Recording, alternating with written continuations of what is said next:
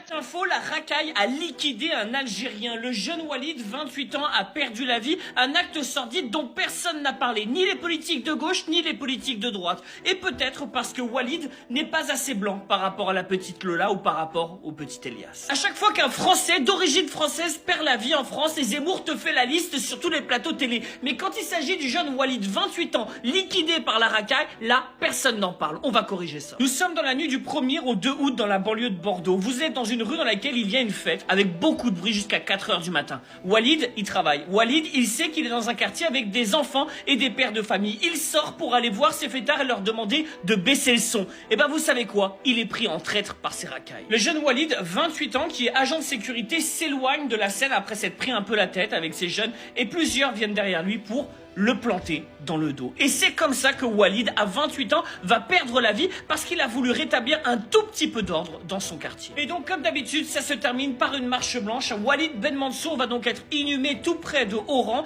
et c'est une victime de plus de la racaille qui sévit en France. Walid Ben Mansour est une victime de la justice française laxiste. Mais évidemment, comme Walid Ben Mansour n'était pas blanc, ça n'intéresse pas les politiques français. Et pourtant, c'est encore une victime de la racaille. Tahia al-Jazair, on pense à sa famille et vive la France libre et souveraine.